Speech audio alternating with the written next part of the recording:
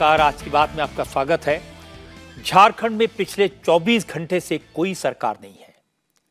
हेमंत सोरेन ने कल इस्तीफा दिया, ईडी ने उन्हें गिरफ्तार किया। आज कोर्ट ने हेमंत सोरेन को जुडिशियल कस्टडी में जेल भेज दिया और ईडी ने 10 दिन के लिए कस्टडी मांगी थी, जिस पर फैसला कल आएगा। चंपाई सोरेन ने सरकार बनाने का दावा कल ही पेश कर दिया था, लेकिन राज्यपाल ने उन्हें अब तक सरकार बनाने का न्योता नहीं दिया है। इसलिए झारखंड में सस्पेंस की स्थिति है। हेमंत सोरेन को कितने दिन के लिए ईडी की कस्टडी में भेजा जाएगा, इस पर सस्पेंस है। चंपाई सोरेन कब शपथ लेंगे भी या नहीं लेंगे, इस पर भी सस्पेंस है। चंपाई सोरेन के पास बहुमत है या नहीं, झारखंड मुक्ति मोर्चा के विधायकों में चंपाई सोरेन के नाम पर एक राय है या नहीं, इस पर भी सस्पेंस है। मुख्यमंत्री के तौर पर शिबू सोरेन के परिवार में आपसी मतभेद हैं या नहीं, कांग्रेस, जेएमएम और आरजेडी के विधायकों को रांची से हैदराबाद क्यों भेजा जा रहा है? क्या कांग्रेस के विधायक टूट सकते हैं? क्या कांग्रेस के कुछ विधायक भी चंपाई सोरेन के नाम पर सहमत नहीं हैं?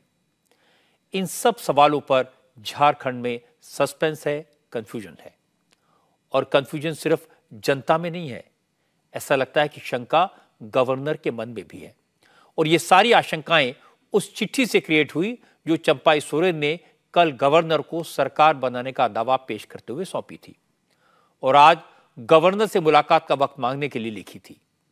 इस चिट्ठी में चंपाई सोरेन ने पहले दावा किया कि उनके साथ जेएमएम, कांग्रेस और आरजेडी के 47 विधायकों का समर्थन है।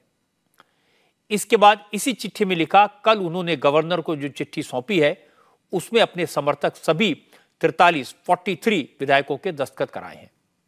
ये सारे विधायक राजभवन के सामने मौजूद थे। झारखंड विधानसभा में बहुमत के लिए 41 विधायकों के सपोर्ट की जरूरत है। हेमंत सोरेन के साथ 48 एमएलए का सपोर्ट था, लेकिन अब चंपाई सोरेन के साथ 43 विधायक हैं या नहीं, यह बड़ा सवाल है, क्योंकि उनकी अपनी पार्टी के 2 विधायक लॉबिन हेब्रम और हेमंत सोरेन की भाभी सीता सोरेन तो पहले से बागवती तेर अपनाए हुए हैं। इनके अलावा 2 और विधायक ऐसे एमएलए हैं जो मीटिंग में नहीं पहुंचे। इसके बाद कांग्रेस ने अपने और जेएमएम के विधायकों को चार्टर प्लेन से हैदराबाद भेजने का प्लान बनाया, इसलिए आशंकाएं और बढ़ गई। आज रांची में जेएमएम, कांग्रेस और आरजेडी तीनों ने हेमंत सोरेन की सुध नहीं ली। तीनों पार्टियों के नेता दिन भर विधायकों को संभालने, एकजुट रखने में बिजी रहे और यह साबित करने में लगे रहे कि संख्या बल उनके साथ है, बहुमत चंपाई सोरेन के पक्ष में है। चंपाई सोरेन समेत कुल 5 नेताओं ने आज गवर्नर सीपी राधाकृष्णन से मुलाकात की, सरकार बनाने के लिए आमंत्रित करने की रिक्वेस्ट की, लेकिन राजभवन जाने से पहले चंपाई सोरेन ने अपने सभी समर्थक विधायकों को एक सर्कल में खड़ा किया, उनकी गिनती करवाई और इसका वीडियो भी जारी कर दिया। 1 2 3 4 5 6 7 8 9 10 11 12 13 14 15 16 17 18 19 20 21 22 23 24 25 26 27 28 29 30 31 32 33 34 35 36 38 39 40 41 42 43 43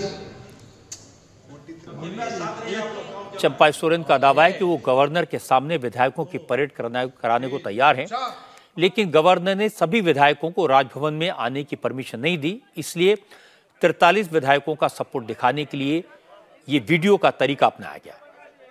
हालांकि चंपाई सोरेन ने आज सुबह गवर्नर को चिट्ठी लिखकर दोपहर 3 बजे मुलाकात का वक्त मांगा था, लेकिन गवर्नर हाउस से शाम 5:30 बजे का टाइम मिला। चंपाई सोरेन समेत कुल 5 नेता तय वक्त पर राजभवन पहुंचे, गवर्नर के सामने बहुमत का दावा पेश किया, वीडियो भी दिया और कहा 24 घंटे से ज्यादा का वक्त बीत चुका है, झारखंड में कोई सरकार नहीं है, ये स्थिति अच्छी नहीं है। उनके पास स्पष्ट बहुमत है, इसलिए सरकार के गठन में देर करना ठीक नहीं होगा। उन्होंने गवर्नर से जल्दी सरकार बनाने का रास्ता क्लियर करने की अपील की। गवर्नर हाउस से निकलने के बाद चंपाई सोरेन ने कहा कि राज्यपाल ने उन्हें भरोसा दिया है कि वो सोच विचार के बाद जल्दी फैसला लेंगे। आज जो बात हुआ, जो हम लोग कल 8:30 बजे शाम को दिए, नया सरकार गठन करने का दावा पेश किया था, उसी को जल्दी बहुत लेट हो गया कि 20-22 घंटा हो गया, इसलिए इसको बहुत जल्दी नया सरकार गठन का प्रक्रिया को पूरी किया जाए, ये हम लोग कहा। लेकिन राज्यपाल महोदय से ये आश्वासन मिला कि हम जल्दी करने का हम विचार कर रहे हैं। दादा, कितना विधायक का समर्थन पत्र सौंपे आप लोग? 43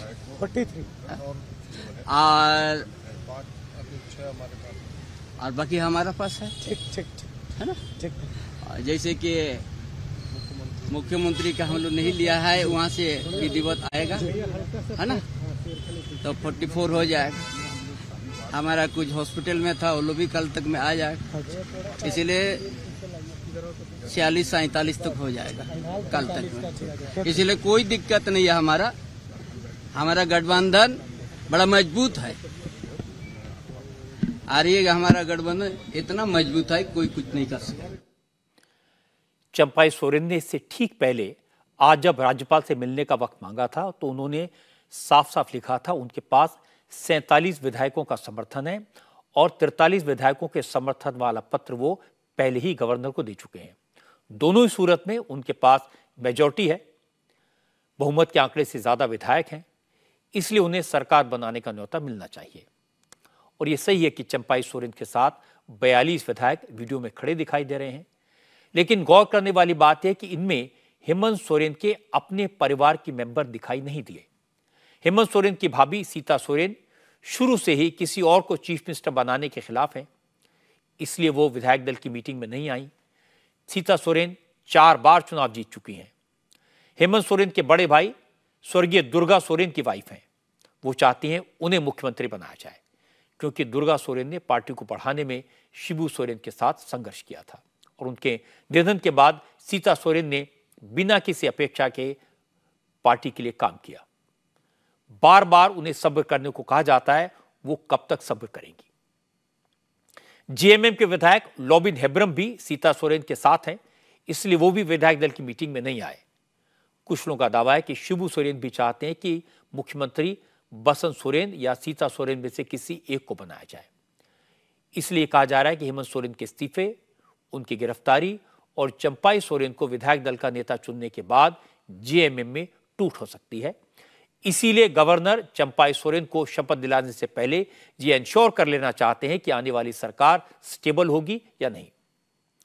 बीजेपी भी हालात पर नजर रखे हुए है। बीजेपी के एमपी निशिकांत दुबे ने दावा किया कि चंपाई सोरेन के पास 30-32 विधायकों से ज्यादा की संख्या नहीं है। उस पार्टी के अध्यक्ष शिबू सोरेन जी, विधायक दल की बैठक में शिबू सोरेन जी नहीं थे। गवर्नर साहब को जो पत्र दिया गया है उसमें भी शिबू सोरेन जी नहीं थे। हेमंत सोरेन जी हैं कौन? हेमंत सोरेन जी लिखा न पढ़ी, हेमंत सोरेन जो कहे वैसे ही, ऐसा तो नहीं हो सकता है। तो शिबू सोरेन जी को लाना चाहिए, क्योंकि किसी योग्यता और क्षमता के आधार पर हेमंत सोरेन जी मुख्यमंत्री नहीं बने थे, शिबू सोरेन जी के पुत्र होने के नाते बने थे। तो पुत्र उनका बसंत सोरेन है, वो मुख्यमंत्री बनना चाहते हैं। उनकी बहू सीता सोरेन जी है, मुख्यमंत्री बनना चाहती हैं। तो मुझे लगता है कि विधायकों में ही सहमति नहीं है। और मेरा गवर्नर साहब से आपके माध्यम से रिक्वेस्ट होगा कि एक एक विधायक को आप बुलाकर लाइए और जो क्राइसिस है उसमें जनता को बताइए कि आज भी 48 में से मुझे लगता है कि 30-32 एमएलए से ज्यादा उनके साथ नहीं है। 16-17 एमएलए आज भी चंपाई सोरेन के खिलाफ हैं और खुद से शिबू सोरेन जी नहीं चाहते हैं कि चंपाई सोरेन जी मुख्यमंत्री बने। हालांकि झारखंड मुक्ति मोर्चा के प्रवक्ता सुप्रियो भट्टाचार्य से पूछा गया, क्या झारखंड मुक्ति मोर्चा के विधायकों में चंपाई सोरेन के नाम पर एक राय नहीं है? सीता सोरेन क्यों नहीं दिख रही हैं? तो सुप्रियो भट्टाचार्य ने कहा, कहीं कोई दिक्कत नहीं है। सीता सोरेन दिल्ली से रांची आ गई हैं, अब वो फ्लोर टेस्ट होगा तो वहां जेएमएम के साथ खड़ी दिखाई देंगी। सीता सोरेन आ चुकी है, चूंकि समर्थन पत्र कल ही दे दिया गया था, नहीं, क्योंकि समर्थन पत्र कल नहीं थी, हस्ताक्षर नहीं कर पाई थी। अब फ्लोर इन द हाउस वो आप लोग कल्पना करते रहिए, आपने बहुत कल्पना की। चंपाई सोरेन ने 43 विधायकों का सपोर्ट कैमरे पर दिखा दिया। सीता सोरेन के बारे में सुप्रियो भट्टाचार्य ने जवाब दे दिया। तो सवाल है कि निशिकांत दुबे किस आधार पर कह रहे हैं कि चंपाई सोरेन के पास 32 से ज्यादा विधायकों का सपोर्ट नहीं है? ये तो वही बता सकते हैं। लेकिन यह सही है कि शिबू सोरेन आजकल बीमार हैं, इसलिए वो खुद कैमरे के सामने आकर ये नहीं बता सकते कि वो क्या चाहते हैं। जहां तक निशिकांत दुबे के इस आरोप का सवाल है कि शिबू सोरेन जेएमएम के अध्यक्ष हैं, तो हेमंत सोरेन ने किस हैसियत से विधायक दल की मीटिंग बुलाकर नए नेता को चुनाव करवाया? इस पर जेएमएम नेताओं का कहना है कि हेमंत सोरेन झारखंड मुक्ति मोर्चा के कार्यकारी अध्यक्ष हैं, इसलिए उन्हें पार्टी के बारे में राय लेने और विधायक दल की मीटिंग बुलाने का पूरा अधिकार है। अब मुश्किल यह है कि झारखंड मुक्ति मोर्चा में तो भरोसा है, कांग्रेस का अपने विधायकों पर भरोसा नहीं है। कांग्रेस के कुल 17 विधायक हैं। आज सुबह तक जब राजभवन से कोई मैसेज नहीं आया तो कांग्रेस ने अपने विधायकों के साथ साथ जेएमएम और आरजेडी के एमएलए को हैदराबाद भेजने का इंतजाम कर लिया। हैदराबाद में होटल बुक हो गया, रांची एयरपोर्ट पर चार्टर प्लेन पहुंच गए। पता यह लगा कि आधी रात के बाद कांग्रेस अध्यक्ष मल्लिकार्जुन खड़गे ने सर्किट हाउस में ठहरे विधायकों से फोन पर बात की। कांग्रेस के नेताओं से कहा कि सभी एमएलए को हैदराबाद शिफ्ट कर दिया जाए, लेकिन सुबोध कांसाहे ने कहा कि थोड़ा सा इंतजार कर लीजिए। इसके बाद तय हुआ कि अगर रात तक गवर्नर सरकार बनाने का न्योता नहीं देते तो कांग्रेस और जेएमएम के विधायकों को हैदराबाद ले जाया जाए। फैसला यह हुआ कि कांग्रेस और जेएमएम के 35 विधायक हैदराबाद जाएंगे और कुछ नेता रांची में ही रुकेंगे। शाम तक रांची में इंतजार किया गया और करीब 7:30 बजे सर्किट हाउस के बाहर बसें लग गई। विधायकों को एयरपोर्ट ले जाया गया ताकि ज्यादातर विधायकों को हैदराबाद शिफ्ट किया जा सके। एयरपोर्ट पर झारखंड कांग्रेस के अध्यक्ष राजेश ठाकुर ने कहा, टूट की कोई आशंका नहीं है, न कोई डर है, लेकिन जब चोर दरवाजे पर बैठा हो तो घर की सुरक्षा करनी ही पड़ती है। विधायक जितने हमारे हैं सब लोग गए हैं। बिल्कुल, कुछ लोगों को यहाँ जरूरत है, कभी राज्यपाल महोदय बुलाएंगे तो उस निमित्त हमको जाना होगा, तो इसलिए यहाँ भी कुछ लोगों को रखा है। हिंदुस्तान में लगातार बहुमत लूटने का प्रयास किया गया है और लूटा भी गया है, तो ऐसे में अगर घर में चोर आएगा और आप चौकीदारी नहीं ठीक से करेंगे और उस चौकीदार के भरोसे छोड़ देंगे जिसने पूरे देश को खत्म करने पर आमादा किया हुआ है, तो हम तो ऐसे नहीं कर सकते हैं। विधायकों को लेकर क्या कुछ कॉन्फिडेंस की कमी है कि वो टूट सकते हैं? नहीं, कोई कॉन्फिडेंस की कमी नहीं है, फुल कॉन्फिडेंस में है। तभी तो इतनी ताकत के साथ आप लोगों को दिखाते हुए, जो मीडिया चौथा स्तंभ माना जाता है उसमें विश्वास करते हुए आप देख रहे हैं, मतलब देश देख रहा है, दुनिया देख रही है, और इसका मतलब कोई बहुमत को लूटने नहीं दिया जाएगा। वापस कब आएंगे? जब तक कॉल नहीं आती राज्यपाल आएगा तो हम लोग बुला लेंगे। लेकिन जेएमएम के प्रवक्ता सुप्रियो भट्टाचार्य ने अलग तर्क दिया। उन्होंने कहा कि विधायक 3 दिन से टेंशन में हैं, इसलिए मूड फ्रेश करने के लिए सब लोग राइड पर जा रहे हैं। कल सरकार बनाने का न्योता मिल जाएगा और सारे विधायक कल तक लौट आएंगे। आप बताइए कि आज के दिन में इस राज्य में कार्यकारी प्रमुख कौन है? कोई नहीं। जब कोई नहीं है तो ये क्यों है? इसके पीछे की मंशा क्या है? इसलिए हम लोगों ने एक एप्रीहेंसिव प्लान के तहत लोगों को भेजा है, लेकिन हमें पूरा विश्वास है, आज हम राज्यपाल से भी मिले थे, हमें पूरा विश्वास है कि राज्यपाल महोदय कल हम लोगों को न्योता देंगे। विधायकों को दूसरे स्टेट में इसलिए भेजा जा रहा है, 2 दिन 3 दिन लोग बहुत टेंशन में थे, एक लॉन्ग राइड भी हो जाएगा उन लोगों का। ये चूंकि एयर राइड है, कोई प्रेशर नहीं। मोटी सी बात है कि झारखंड मुक्ति मोर्चा के नेता और झारखंड में कांग्रेस के नेता कोई रिस्क नहीं लेना चाहते, कोई खतरा बोल लेना नहीं चाहते, इसलिए उन्होंने सारे एमएलएस को हैदराबाद भेज दिया। इधर दिल्ली में हेमंत सोरेन की गिरफ्तारी का मामला सुप्रीम कोर्ट पहुंच गया। सॉलिसिटर जनरल तुषार मेहता ने कहा, क्योंकि इस मामले में हाई कोर्ट में सुनवाई पेंडिंग है, इसलिए इस मामले की सुनवाई को सुप्रीम कोर्ट में फिलहाल टाल दिया जाए। हालांकि हेमंत सोरेन की तरफ से कपिल सिब्बल और अभिषेक मनु सिंघवी ने कहा कि सुनवाई तुरंत हो, वो हाई कोर्ट में डाली गई पिटीशन को वापस लेने जा रहे हैं। लेकिन कोर्ट ने इस मामले पर सुनवाई कल करने का फैसला किया। इसके बाद अभिषेक मनु सिंघवी ने कहा, झारखंड में संवैधानिक संकट जैसी स्थिति है, वहां कोई सरकार नहीं है और संख्या बल होने के बाद भी गवर्नर चंपाई सोरेन को सरकार बनाने का न्योता नहीं दे रहे। सिंघवी ने कहा, ऐसा लगता है कि गवर्नर केंद्र सरकार के निर्देश का इंतजार कर रहे हैं, ये ठीक नहीं है। ये सर्वविदित है कि लगभग, मैं अप्रोक्सीमेट दे रहा हूं, 48, 48 या 47 का बहुमत सरकार को है वहां पर, सत्तारूढ़ पार्टी को। 48 मान ले, 47 मान ले, कोई फर्क नहीं पड़ता। सब कुछ मान ले विपक्ष की तरफ पे झारखंड में, तो 32 है, 31 है, 33 है, कुछ भी मान ले फिगर, कोई फर्क नहीं पड़ता वहां पे। अब जब कल वाले जो मुख्यमंत्री हैं जिन्होंने बाद में इस्तीफा दिया और जाके राज्यपाल के भवन में औपचारिक रूप से कहा और उसके बाद सूची दी गई, और सूची के अलावा सर्वविदित है, सबको पता है कि ये बहुमत है 48 या 47 का। तो मेरा पहला मूल प्रश्न है कि गणतंत्र लोकतंत्र में आज हम 12 बजे 11:30 बजे यहाँ खड़े हैं, माननीय राज्यपाल जी ने अभी तक क्यों नहीं नियुक्त किया मुख्यमंत्री? बिहार में जब अभी हुआ माननीय नीतीश बाबू के साथ, माननीय पलटू कुमार जी के साथ, तो कितनी जल्दी आपने राज्यपाल जी ने वापस एक मुख्यमंत्री नियुक्त किया? कितना समय लगा था? चंद मिनट। आप इंतजार क्यों कर रहे हैं? माननीय प्रधानमंत्री के ऑफिस और गृह मंत्रालय से इंस्ट्रक्शंस के इंतजार कर रहे हैं? आप दलबंदी करवाएंगे? आप 47 और 33 के आंकड़े को बदल के कुछ और करेंगे? इस बीच कल इस्तीफा देने वाले मुख्यमंत्री हेमंत सोरेन को एनफोर्समेंट डायरेक्टरेट ने आज रांची की पीएमएलए कोर्ट में पेश किया। ईडी ने कोर्ट से हेमंत सोरेन के 10 दिन की रिमांड मांगी। रिमांड कॉपी में डिटेल में बताया गया कि हेमंत सोरेन की रिमांड की जरूरत क्यों है। ईडी का कहना है कि उसके पास इस बात के पुख्ता सबूत हैं कि 8.5 एकड़ सरकारी जमीन पर हेमंत सोरेन का कब्जा है। झारखंड में सरकारी जमीनों की खरीद बिक्री का बड़ा सिंडिकेट काम कर रहा है। हेमंत सोरेन इस सिंडिकेट का हिस्सा हैं।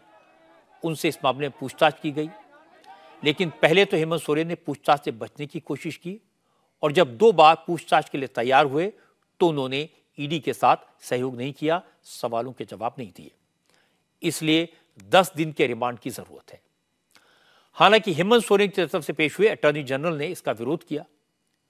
उन्होंने कहा, जिन जमीनों के आधार पर ईडी ने केस बनाया है उन जमीनों की खरीद या बिक्री हो ही नहीं सकती और उन जमीनों का मालिकाना हक हेमंत सोरेन के नाम पर है। इसलिए ईडी का केस बेबुनियाद है, फैब्रिकेटेड है।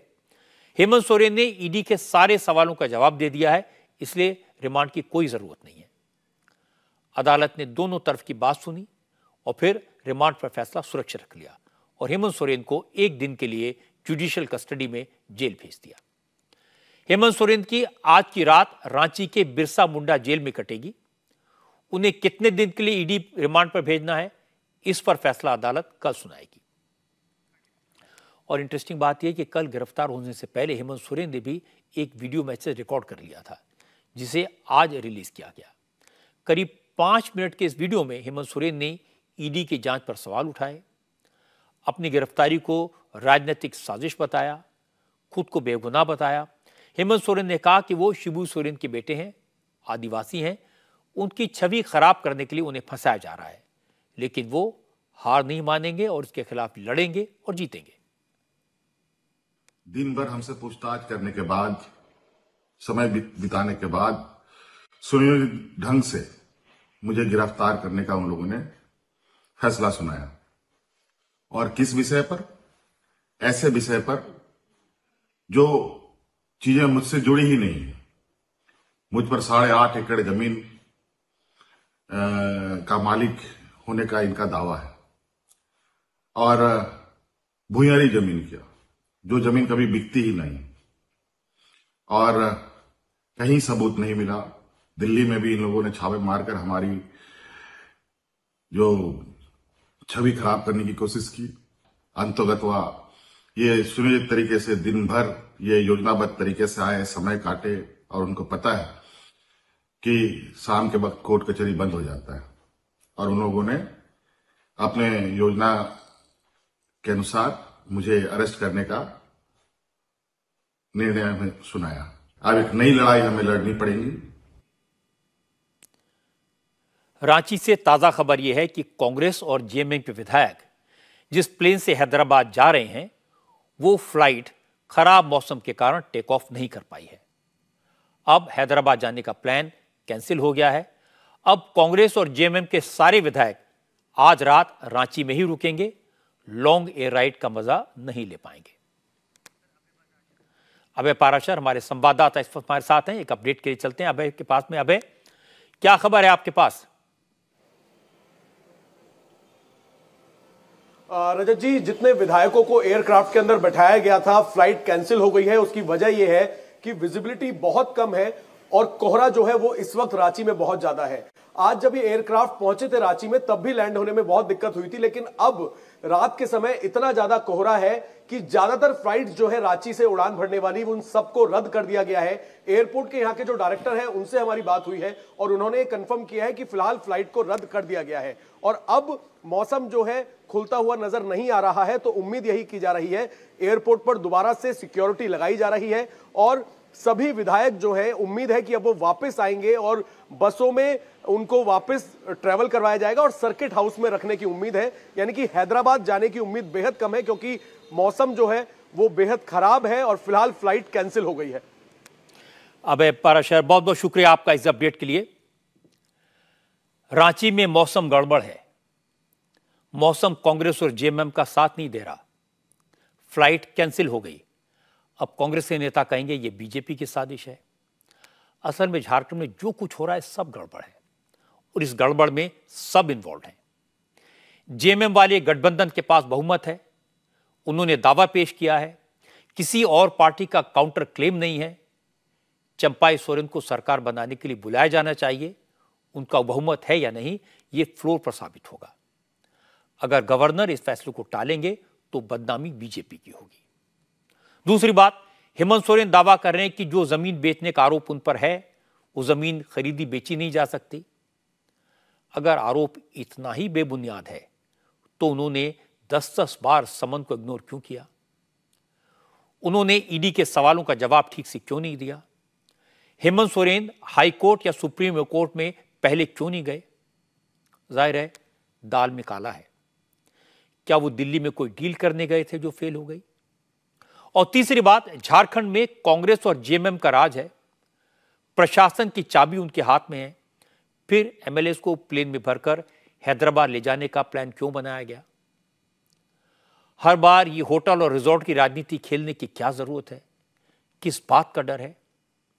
क्या पार्टी को अपने एमएलए पर भरोसा नहीं है? और चौथी बात यह कि झारखंड में सारी राजनीति एक परिवार के इर्द गिर्द क्यों टिकी है? शिबू सोरेन के बाद में बेटा हेमंत सोरेन मुख्यमंत्री बना, हेमंत जेल गए तो घर में दूसरे बेटे बसंत ने दावा ठोक दिया। पापा शिबू सोरेन बसंत को चाहते हैं, लेकिन बेटे हेमंत अपनी वाइफ कल्पना को सीएम बनाना चाहते थे और कल्पना को भाभी सीता सोरेन बिल्कुल पसंद नहीं करती। परिवार के इस टकराव ने झारखंड में सियासी सस्पेंस को खूब हवा दी। परिवारवाद की ऐसी राजनीति कब तक चलेगी और इस सारे खेल में झारखंड की जनता के बारे में कौन सोचेगा? आज एक और बड़ी खबर आई। ज्ञानवापी परिसर में मौजूद व्यास जी के तहखाने में आज 31 साल के बाद पूजा अर्चना और दर्शन शुरू हो गया। कल दोपहर में वाराणसी की कोर्ट ने प्रशासन को 7 दिन के भीतर व्यास जी के तहखाने में पूजा अर्चना के इंतजाम कराने और रास्ते में लगी बैरिकेडिंग को हटाने का आदेश दिया था और प्रशासन ने 7 घंटे में आदेश का पालन कर दिया। रात 12 बजे तक तहखाना खुल गया। उसके आसपास लगी बैरिकेडिंग हट गई। जो लोहे की जाली लगी थी उसे काट दिया गया। तहखाने की साफ सफाई हो गई और कोर्ट के आदेश के मुताबिक काशी विश्वनाथ मंदिर ट्रस्ट की तरफ से व्यास जी के तहखाने में पुजारी के तौर पर गणेश्वर शास्त्री की नियुक्ति भी हो गई। 3:30 बजे वाराणसी के कमिश्नर, डीएम और पुलिस के दूसरे बड़े अफसर 5 पुजारियों के साथ व्यास तहखाने में पहुंचे। पहले पूरे तहखाने को गंगा जल से धोया गया, शुद्धिकरण हुआ और इसके बाद सुबह 3:30 बजे वहां मौजूद देवी देवताओं के विग्रहों की पूजा शुरू हो गई।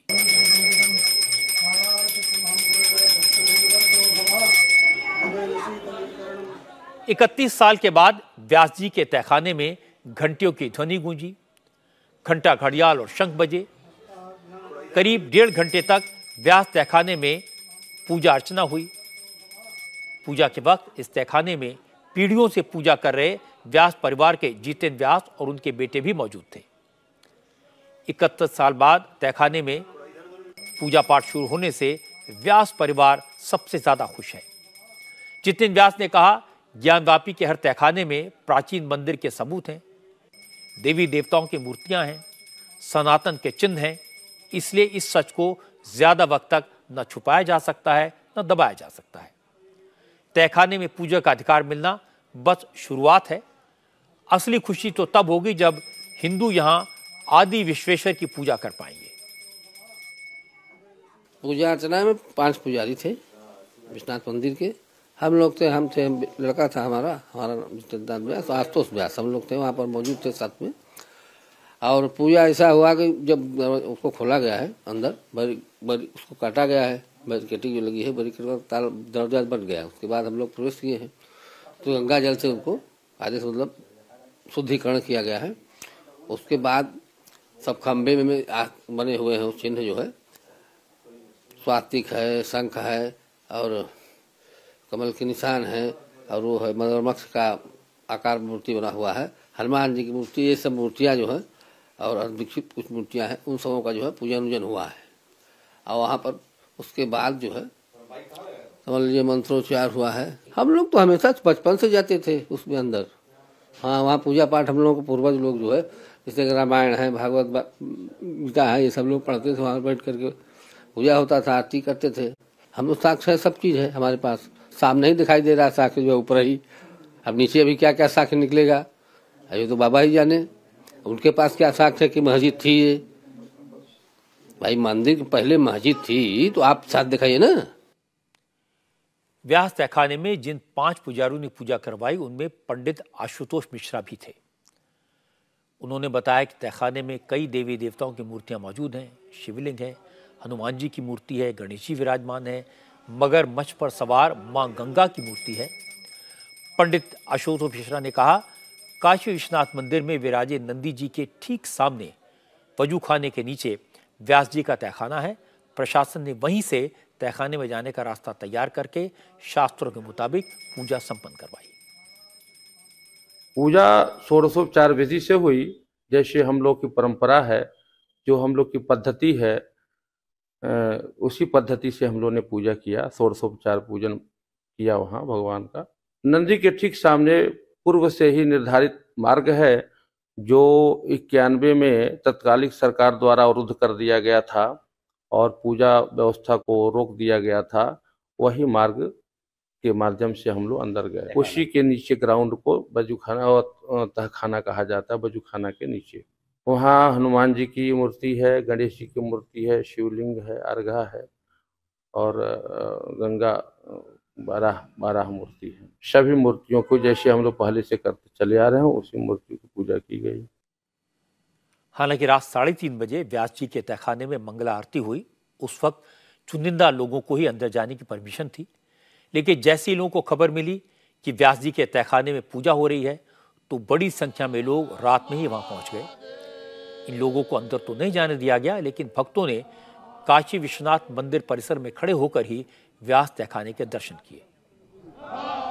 मंदिर खुला, अच्छा लगा, दर्शन हुआ आज जी नंदी भगवान का। मंदिर तुरंत बनना चाहिए। मोदी जी, योगी जी जिंदाबाद। हम लोग के इष्ट देव का मंदिर बने, हम लोग तो यही चाहेंगे ना। ये मंदिर 1993 से बंद था तो गलत था ना।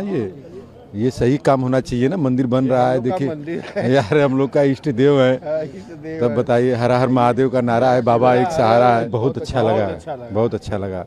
पूरी रात हम लोग वहीं बैठे थे और वो जाली उली कट रहा है वहाँ पे, बाबा एकदम समझ लो दर्शन मिल रहा है। कोर्ट के आदेश द्वारा कि 7 दिन में करना, 7वें दिन तो नहीं, पहले ही दिन बाबा का हमारे पूजा हो गया। ये हम लोग की बहुत बड़ी जीत है। हम लोग 1980 से मैं यहाँ दर्शन करने आता था डेली, और प्रतिदिन आते थे और वही व्यास जी के मंदिर के नीचे तहखाने में बैठते थे, वही आराधना करते थे। वहाँ 5-6 शिवलिंग इतने बड़े बड़े थे, वहाँ 2 नंदी था, वहीं टेबल पे बैठ के हम लोग चाय पीते थे। 92 में ये मंदिर को बंद किया गया।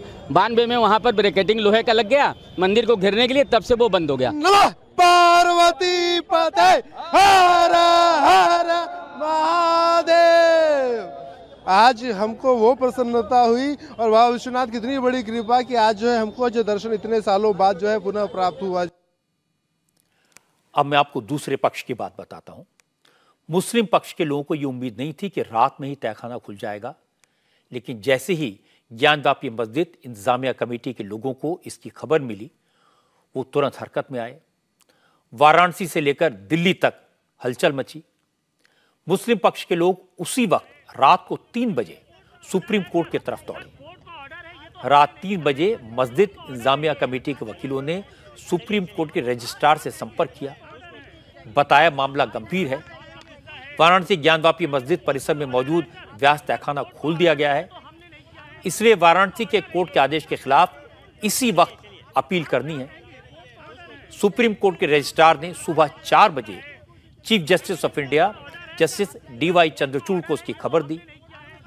जस्टिस चंद्रचूड़ ने उसी वक्त सारा मामला समझा। फिर सुबह 4:30 बजे मुस्लिम पक्ष के लोगों की सुनवाई हुई।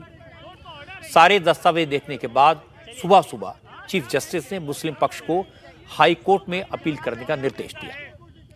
ज्ञानवापी केस में मुस्लिम पक्षकार मुख्तार ने कहा, इस केस में इंसाफ नहीं मिला। उन्होंने सवाल किया कि ज्ञानवापी से जुड़े मुस्लिम पक्ष के केस लटकाए जा रहे हैं और हिंदू पक्ष के मामलों में तुरंत फैसला सुना दिया जाता है, और प्रशासन इतनी जल्दबाजी दिखा रहा है कि उन्हें अपील करने का भी मौका नहीं मिल रहा। यह कोर्ट के आदेश की बात हम मानने से कहाँ इनकार कर रहे हैं, मगर हमारा कुछ सवाल है, उसको भी तो कोई सुने। जी क्या सवाल? अगर माननीय न्यायालय ने अगर आदेश कर दिया तो जिलाधिकारी महोदय से कहा कि 1 हफ्ता के अंदर आप उसका इंतजाम करिए। और कल रात में ही यहाँ काट करके रास्ता बनाकर सब काम शुरू हो गया। न्यायालय ने जो समझा वो आदेश किया, मगर मुस्लिम समाज इस बात से मर्माहत है कि व्यास जी का नाती जो शैलेंद्र पाठक ने जिला जज की अदालत में मुकदमा किया, उस पर कोई ऐसी एविडेंस नहीं थी। क्या ऐसी अर्जेंसी थी कि 17 तारीख को आप जिला अधिकारी के सुपुर्दगी में देते हैं, उसके बाद में आप 31 तारीख को रिटायर हो रहे हैं और उस दिन पूजा पाठ की बात देते हैं? क्यों देते हैं? हमारा कहने का मकसद ये है कि इसी कैंपस में हमारा मुकदमा है मजार शरीफ का, जो 1936 से प्रमाणित है, 1883 से प्रमाणित है और 1940 से 42 से प्रमाणित है। 3 जजमेंट हमारा है। उसके बावजूद उस पर आज 2 साल से मुकदमे चलने कोई आर्डर नहीं हो रहे हैं इसी कैंपस में। 1 दिन में 4 महीने का मुकदमा में आप ऑर्डर कर रहे हैं। किस एविडेंस के तहत आपने ऑर्डर किया, ये सवाल है न्यायालय से हमारा। एक भी एविडेंस दिखा दें कि यहाँ पर व्यास जी का कब्जा था, जो कहिएगा सो। एक भी डॉक्यूमेंट दिखा दें। इसके बाद जैसे ही सुबह सुबह कोर्ट खुला तो मुस्लिम पक्ष ने हाई कोर्ट में पिटीशन फाइल की, वाराणसी कोर्ट के फैसले पर रोक लगाने की मांग की। हाई कोर्ट के चीफ जस्टिस से इस मामले पर अर्जेंट हियरिंग की अपील की गई, लेकिन हिंदू पक्ष की तरफ से केवियट दाखिल कर दी गई थी। कहा गया था कि कोर्ट कोई भी फैसला सुनाने से पहले हिंदू का पक्ष भी सुने। अब उम्मीद है इस केस में हाई कोर्ट कल सुनवाई कर सकता है। इसके बाद मुस्लिम पक्ष की तरफ से वाराणसी जिला अदालत में भी एक अपील की गई। इस पिटीशन में कल के आदेश पर कम से कम 15 दिन तक रोक लगाने की मांग की गई, लेकिन अदालत से फिलहाल कोई राहत नहीं मिली। हिंदू पक्ष के वकील हरिशंकर जैन ने कहा, कोर्ट ने फैसला दिया, प्रशासन ने अदालत के आदेश का पालन किया, इसमें गलत क्या है? अगर प्रशासन देर करता तो दोनों पक्षों में टकराहट बढ़ सकती थी। डिस्ट्रिक्ट एडमिनिस्ट्रेशन ने बहुत प्रॉम्प्ट एक्शन लिया है, जो कि एक country govern by rule of law में चाहिए कि कोर्ट के आदेश की कंप्लायंस तुरंत हो, और कोर्ट के ऑर्डर का कंप्लायंस इसलिए भी जरूरी था क्योंकि अगर देर होती तो लैंड ऑर्डर सिचुएशन खराब हो सकती थी। उसको बहुत अच्छी तरह संभाला है, और ऐसे ऑर्डर्स को वेट नहीं कराया जाता क्योंकि जितना देर होगी उतना ज़्यादा पब्लिक रिजेंटमेंट होगा कि यहाँ पर सदियों से पूजा हुई है, इस बात का सबूत है। और जब से मंदिर तोड़ा गया है उसके पहले से ब्यास जी तहखाना है, और तब से लगातार मिल रहा है कि ब्यास जी यहाँ इस परिसर में पूजा करते थे। यानी यूँ कहिए कि जो मंदिर परिसर था, हमारे यहाँ परंपरा है एक व्यासपीठ होती है, तो ये व्यासपीठ थी। व्यासपीठ मतलब मुख्य पुजारी का स्थान। 91 का एक तब से उल्लंघन होगा जबकि आप कोई उसका चरित्र बदलें। उसमें लिखा धार्मिक स्वरूप नहीं बदला जाएगा। धार्मिक स्वरूप तो यही था कि मंदिर था, इसका पूरा का पूरा बिल्डिंग है, उसका धार्मिक स्वरूप मंदिर का है। 93 तक हिंदू पूजा हो रही थी, एक नहीं 10वें स्थान पर पूजा हो रही थी। 1800 और 1900 के बीच में 10वें जजमेंट है, उस जजमेंट में सब लगाया हुआ है, रिकॉर्ड में लगाया है, सब कोर्ट के सामने है। उन सारे जजमेंट में लिखा हुआ है कि ब्यास जी हैं वहाँ। तो कोई ऐसी नई चीज़ नहीं जो कोर्ट ने दी है।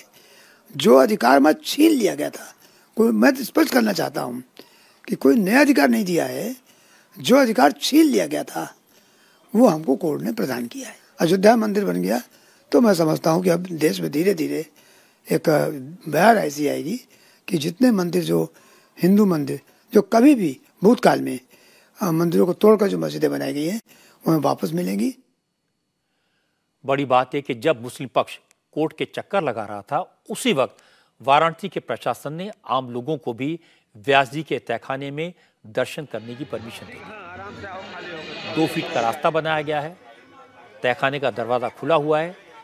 भक्त विश्वनाथ मंदिर से होकर ज्ञानवापी परिसर की दीवार के किनारे बैरिकेडिंग के सामने खड़े होकर व्यास जी के तहखाने में रखे भगवान के विग्रह का दर्शन कर रहे हैं।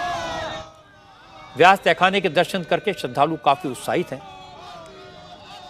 काशी विश्वनाथ मंदिर के बाहर हर हर महादेव का जयघोष हो रहा है। हिंदू पक्ष के वकील विष्णु शंकर जैन ने कहा, रात की पूजा के बाद अब नियमित तौर पर यहां पूजा होगी। उन्होंने ट्विटर पर आरती का समय भी जारी कर दिया। विष्णु शंकर जैन ने कहा, बहुत जल्द आम लोगों को भी तहखाने में रखी मूर्तियों के दर्शन करने का अवसर मिलेगा। जैन ने कहा, कोर्ट का फैसला बिल्कुल सही है क्योंकि 1993 में जब पूजा बंद की गई तो उसका कोई ऑर्डर जारी नहीं किया गया था। बिना किसी रिटर्न ऑर्डर के पूजा रोकी गई और बिना किसी रिटर्न ऑर्डर के वहां बैरिकेडिंग लगाई गई, बिना कोई नोटिस दिए हुए।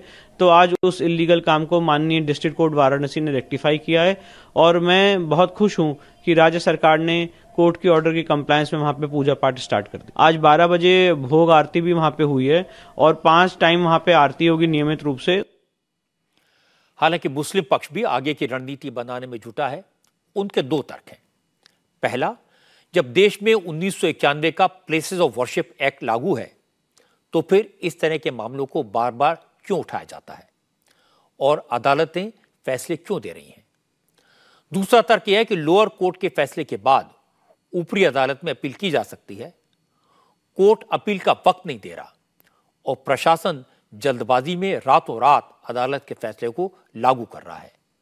इससे नीयत पर शक होता है।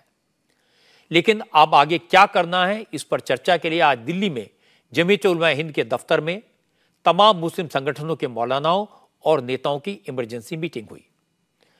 इस बैठक में जमीयत उलमा-ए हिंद के अध्यक्ष मौलाना अरशद मदनी, मौलाना महमूद मदनी के अलावा जमात-ए इस्लामी हिंद, मुस्लिम पर्सनल बोर्ड और जमात अहले हदीस के रिप्रेजेंटेटिव मौजूद थे।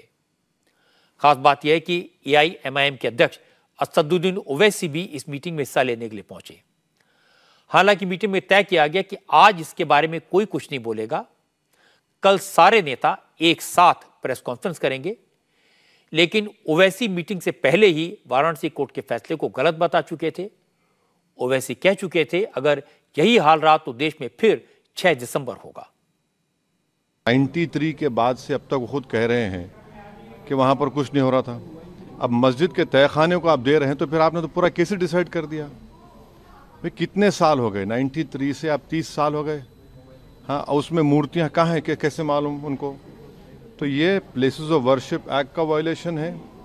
नरेंद्र मोदी की सरकार जब तक अपनी खामोशी को तोड़ेगी नहीं और साफ तौर पे कहेगी नहीं कि हम प्लेसेस ऑफ वर्शिप एक्ट के ऊपर स्टैंड बाय करते हैं, ये पूरे तनाज़े चलते रहेंगे। 6 दिसंबर दोबारा हो सकता है इस देश में, 6 दिसंबर दोबारा हो सकता है, क्यों नहीं हो सकता है भाई?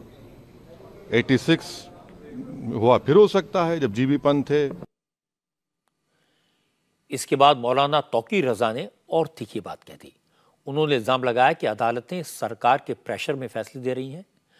तौकीर रजा ने कहा अब उन्हें डर है कहीं मुस्लिम नौजवान उलेमाओं के कंट्रोल से बाहर ना हो जाएं।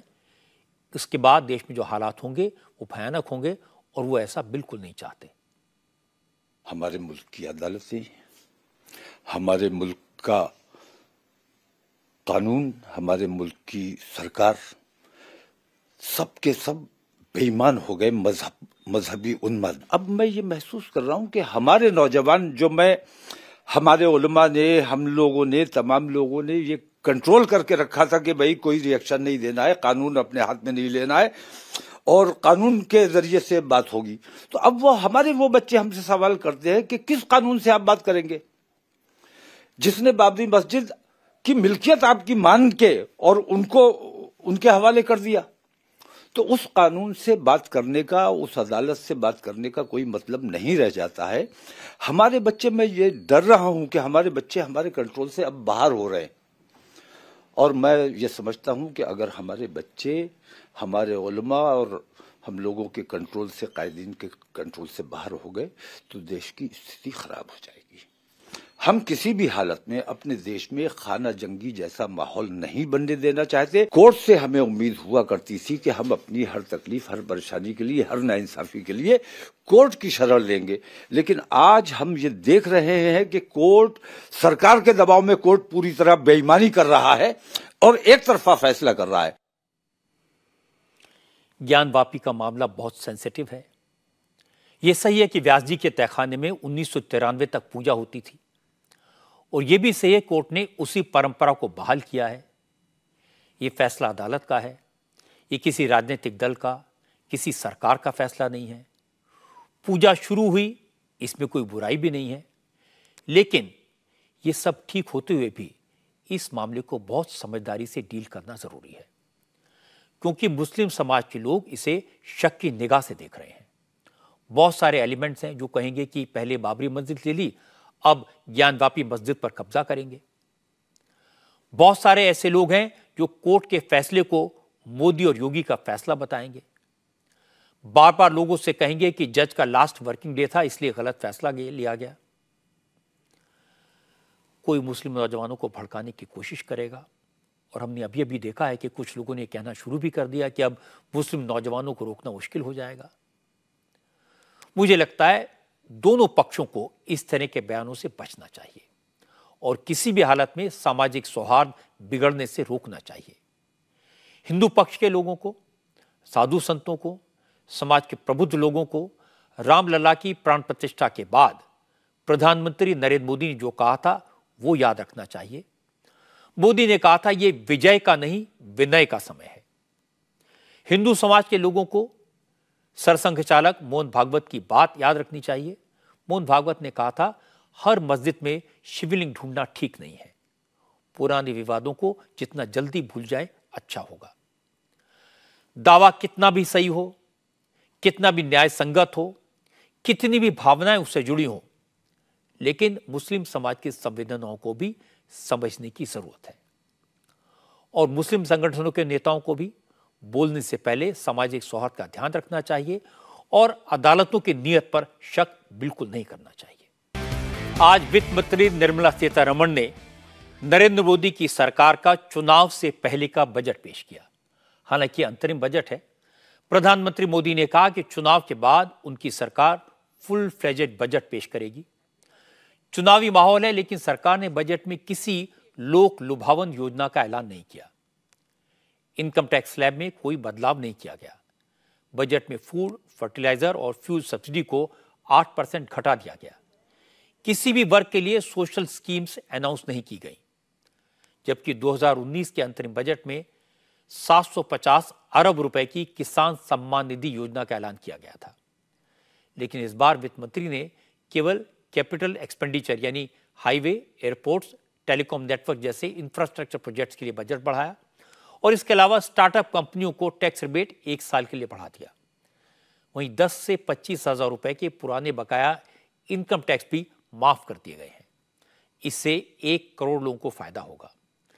ग्रामीण रोजगार योजना मनरेगा का बजट 60,000 करोड़ से बढ़ाकर 86,000 करोड़ रुपए किया गया है। वित्त मंत्री के तौर पर आज निर्मला सीतारमण ने बजट पेश करते हुए सबसे छोटा भाषण दिया। सिर्फ 58 मिनट की स्पीच में वित्त मंत्री ने रेलवे के 3 हाई स्पीड कॉरिडोर बनाने का ऐलान किया और बताया कि ट्रेनों में वंदे भारत स्टैंडर्ड के 40,000 नए कोच देश में ही बनाए जाएंगे। निर्मला सीतारमण ने अगले 1 साल में गरीबों के लिए 2 करोड़ नए घर बनाने और मिडिल क्लास के लिए एक हाउसिंग स्कीम लाने का ऐलान किया। प्रधानमंत्री मोदी ने निर्मला सीतारमण के बजट की तारीफ करते हुए कहा, ये विकसित भारत के निर्माण का बजट है। ये बजट विकसित भारत के 4 स्तंभ युवा, गरीब, महिला और किसान सभी को एम्पावर करेगा। निर्मला जी का ये बजट देश के भविष्य के निर्माण का बजट है। इस बजट में 2047 के विकसित भारत की नींव को मजबूत करने की गारंटी है। 21वीं सदी के आधुनिक इंफ्रास्ट्रक्चर के निर्माण के साथ ही युवाओं के लिए अनगिनत रोजगार के नए अवसर तैयार होंगे। गरीबों के लिए हमने गांवों और शहरों में 4 करोड़ से अधिक घर बनाए। अब हमने 2 करोड़ और नए घर बनाने का लक्ष्य रखा है। हमने 2 करोड़ महिलाओं को लखपति दीदी बनाने का लक्ष्य रखा था। अब इस लक्ष्य को बढ़ाकर 3 करोड़ लखपति दीदी बनाने का कर दिया गया है। इस बजट में गरीब और मध्यम वर्ग को एम्पावर करने, उनके लिए आय के नए अवसर बनाने पर भी बहुत जोर दिया गया है। रूफटॉप सोलर अभियान में 1 करोड़ परिवारों को सोलर रूफटॉप के माध्यम से मुफ्त बिजली प्राप्त होगी। इस बजट में कंटिन्यूटी का कॉन्फिडेंस है। आज जो बजट आया वो चुनाव से करीब 100 दिन पहले आया, इसलिए सबको लगता था कि आज तो मुफ्त का माल बटेगा, लोगों को खुश करने के लिए रियायतों का ऐलान होगा, खजाना खोल दिया जाएगा और सरकार कहेगी हमने जनता के भले के लिए देखिए कितना किया। और विरोधी दलों को यह कहने का मौका मिलेगा कि चुनाव जीतने के लिए जनता को लॉलीपॉप थमाए गए। लेकिन ऐसा कुछ नहीं हुआ। यही बात नरेंद्र मोदी को दूसरे नेताओं से अलग करती है। मोदी का आत्मविश्वास कमाल का है। वो जानते हैं कि जनता उन पर भरोसा करती है और यह भरोसा 2-4 महीने का नहीं, जनता का यह यकीन उन्होंने पिछले 10 साल में अपने काम से हासिल किया है। इसलिए आखिरी मौके पर लोगों को खुश करने की कोशिश उन्होंने नहीं की। विरोधी दलों को भी कुछ ज्यादा खामियां निकालने का अवसर नहीं मिला, लेकिन कांग्रेस के एक बड़े नेता ने एक कमी निकाली और यहां तक कह दिया कि अब उन्हें अलग देश की मांग करनी पड़ सकती है। आज जो बजट पेश हुआ उसकी आलोचना करने के लिए विरोधी दलों के पास कुछ खास नहीं था, इसलिए विपक्ष के ज्यादातर नेताओं ने यही कहा कि सरकार ने किसी को कुछ नहीं दिया, ये दिखावे का बजट है। लेकिन कांग्रेस के सांसद डी.के. सुरेश ने सरकार की आलोचना का एक अलग एंगल निकाला। डी.के. सुरेश ने कहा इस बजट का फोकस सिर्फ उत्तर भारत पर है, साउथ इंडिया के लिए इस बजट में कुछ नहीं है। यहां तक तो ठीक था, लेकिन इसके बाद डी.के. सुरेश ने अलग मुल्क की बात कर दी। उन्होंने कहा अगर साउथ के स्टेट्स के साथ उनका हक छीनकर इसी तरह का व्यवहार होगा और उनका हक छीनकर उत्तर के राज्यों को दिया जाएगा तो देर सबेर दक्षिण भारत के लोगों को एक अलग देश की मांग करनी पड़ेगी। ಪಾಲೇನ್ ಸಿಗಬೇಕಾಗಿದೆ ಅಭಿವೃದ್ಧಿಯ ಹಣ डेवलपमेंट फंड को लेकर हमारा जो हिस्सा है वो उठा उठाकर उत्तर भारत को दिया जा रहा है। हमारे साथ जो अन्याय हो रहा है वो सबके सामने है। अगर इसे रोका नहीं गया तो हिंदी राज्य हमारे सामने ऐसे हालात पैदा कर देंगे कि हमें अलग देश की मांग करनी पड़ जाएगी। डीके सुरेश ने जो कहा वो अनफॉर्चुनेट था। बीजेपी के नेताओं ने इस बात को पकड़ा, मुद्दा बनाया। तेजस्वी सूर्या ने कहा डीके सुरेश के बयान से कांग्रेस की जिन्नावादी सोच उजागर हो गई है। अब कांग्रेस के बड़े नेताओं को इस पर जवाब देना पड़ेगा। His argument, his comments reek of a Jinnah style separatism, dividing the country, conspiring to divide the country on the basis of religion, language, regionalities is nothing new for the Congress party. Today, a very senior MP from the Congress in Karnataka, while commenting on the budget, has aspired for a separate southern India, which is again not a new argument. Most of the Congress party's allies, including the DMK, have been speaking this separatist line for a long time. This separatist tone is to be condemned. DK Suresh सिर्फ कांग्रेस के सांसद नहीं हैं, कर्नाटक के deputy chief minister DK Shivakumar के भाई भी हैं। इसलिए जैसे ही डीके सुरेश ने अलग देश की बात की तो कांग्रेस के नेताओं से सवाल पूछे जाने लगे। इसलिए डीके शिवकुमार सामने आए। उन्होंने कहा मोदी सरकार साउथ के स्टेट से भेदभाव तो कर रही है, ये सही है, लेकिन इसके लिए अलग देश की मांग करना बेवकूफ़ी है और वो ऐसी किसी मांग का सपोर्ट न करते हैं और न उनकी पार्टी इसका सपोर्ट करती है। Mr. Suresh or any other leader, HK Patil or any other leader might have spoken that the pain of South India. See, there should be a balance. The entire country is one. You can't only look at the Hindi belt. You have to look at the entire country. So in this budget, there is no equal distribution of financial sector. Though Karnataka has been giving a lot of revenue to the center, I think I don't see any. Not even last year also at least something was being given, still not has been delivered. And entire South India, there is no major announcement which has been done. So we all feel that we have been let down. But as a party president, the entire country is one. We are Indians. There is no question. India should be united. There is no question of asking any region wise. DK Shivakumar ने अपने भाई के बयान को गलत बताया, लेकिन जब डीके सुरेश के बयान के बारे में पी चिदंबरम से पूछा गया तो उन्होंने कहा कांग्रेस इस तरह के बयानों को सपोर्ट नहीं करती, ये हमारी पॉलिसी नहीं है। और बाकी डीके सुरेश से पूछे उन्होंने ऐसी बात क्यों कही। I cannot comment on that statement. You have to ask him, but it is not the policy of the Congress party or the position of the Congress party to ask for a separate country. That I can deny. For the rest, you have to ask Mr. Suresh.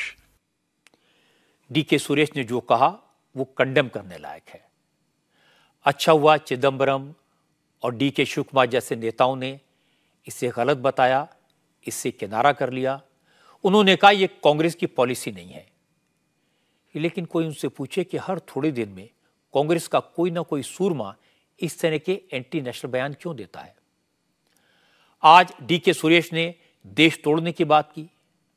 कुछ दिन पहले मणिशंकर अय्यर पाकिस्तान की गोद में जाकर बैठ गए थे। राहुल गांधी कहते हैं कि नरेंद्र मोदी चीन से डरते हैं। विदेश में जाकर वो ये कहते हैं कि हिंदुस्तान में मुसलमानों पर जुल्म हो रहा है। ये सारी बातें देश के खिलाफ हैं और कांग्रेस के नेता ये बातें करते हैं। और मैं मानता हूं कि ये कांग्रेस की पॉलिसी नहीं है, लेकिन इस तरह के उल्टे सीधे बयान देने वालों के खिलाफ कांग्रेस को एक्शन भी तो लेना चाहिए।